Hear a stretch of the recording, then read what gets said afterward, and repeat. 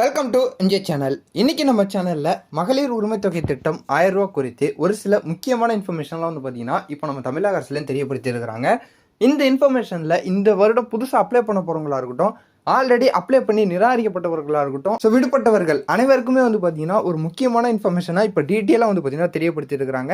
So இந்த வருடமும் பார்த்தீங்கன்னா ஒரு சில தகுதி கட்டுப்பாடுகள் கொடுத்துருக்காங்க. இந்த தகுதிக்கு உட்பட்டவங்களுக்கு தான் பார்த்தீங்கன்னா அந்த மகளிர் உரிமை தொகை 1000 ரூபாங்கிறது மாதம் பெற முடியும் அப்படிங்கக்கூடிய தகவல் இருக்குது.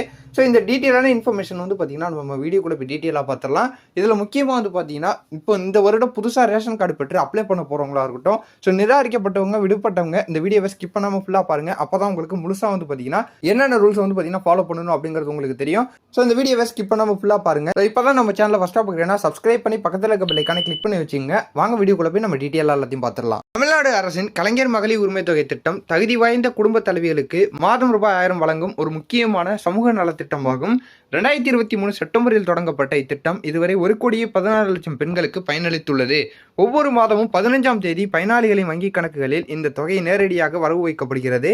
இருப்பினும் சில தகுதி வாய்ந்த குடும்ப தலைவிகள் பல்வேறு காரணங்களால் இத்திட்டத்தில் இன்னும் இணைய முடியாமல் உள்ளனர்.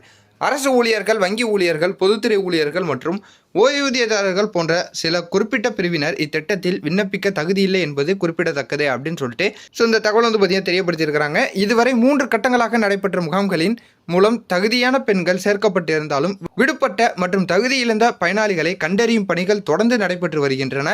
இந்நிலையில் மாதம் ரூபாய் 1000 கிடைக்காத தகுதி வாய்ந்த பெண்கள் தங்களுக்கு இந்த உதவித்தொகை வேண்டும் என்று அமைச்சர்கள் மற்றும் சட்டமன்ற உறுப்பினர்களிடம் தொடர்ந்து கோரிக்கை வைத்து வந்தனர்.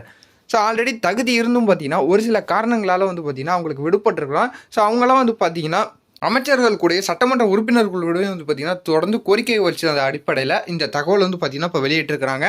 இந்த கோரிக்கைகளுக்கு செவிசாய்த்து தமிழ்நாடு அரசு விடுபட்ட தகுதி வாய்ந்த பெண்களுக்கு மீண்டும் ஒரு வாய்ப்பு வழங்கியுள்ளது. அதன்படி தமிழ்நாடு முதலமைச்சர் மு.க. ஸ்டாலின் அவர்கள் அறிவித்துள்ள மக்களுடன் முதல்வர் திட்ட முகாம்களில் விடுபட்ட பெண்கள் மகளிர் உரிமை தொகைக்காக விண்ணப்பிக்கலாம். இந்த முகாம்கள் தமிழ்நாடு முழுவதும் ஜூன் மாதம் 4ஆம் தேதி நடைபெற உள்ளது அப்படின்னு சொல்லிட்டு தெரியப்படுத்திருக்கிறாங்க. ஸோ இப்போ போடக்கூடிய இந்த 9000 சிறப்பு முகாம்களுக்கு பார்த்தீங்கன்னா முதல்வர் திட்ட முகாம் பார்த்தீங்கன்னா பெயரிட்டு இந்த 9000 முகாம் பார்த்தீங்கன்னா தமிழ்நாடு முழுவதும் அனைத்து மாவட்டங்களையும் பார்த்தீங்கன்னா இந்த ஜூன் மாதம் 4ஆம் தேதி நடைபெற உள்ளது அப்படின்னு சொல்லிட்டு இந்த டீட்டெயிலான இன்ஃபர்மேஷனை தெரியப்படுத்தியிருக்கிறாங்க. இந்த சிறப்பு முகாம்களில் தமிழ்நாடு முழுவதும் சுமார் 9000 இடங்களில் நடத்தப்பட ஏற்பாடுகள் தீவிரமாக நடைபெற்று வருகின்றன. இதற்கான ஆயத்த பணிகளை மேற்கொள்ளும் வகையில் இத்திட்டத்தில் பணியாற்றும் தாசில்தார்கள் உள்ளிட்ட அதிகாரிகளுக்கு சென்னையில் இன்று பயிற்சி முகாம் நடத்தப்பட்டது. ஒவ்வொரு மாவட்டத்திலும் மக்களுடன் முதல்வர் முகாம் எங்கு நடத்தப்பட வேண்டும் என்று விவரங்களும் அதிகாரிகளுக்கு தெரிவிக்கப்பட்டுள்ளன அப்படின்னு சொல்லிட்டு பார்த்தீங்கன்னா தெரியப்படுத்தியிருக்கிறாங்க.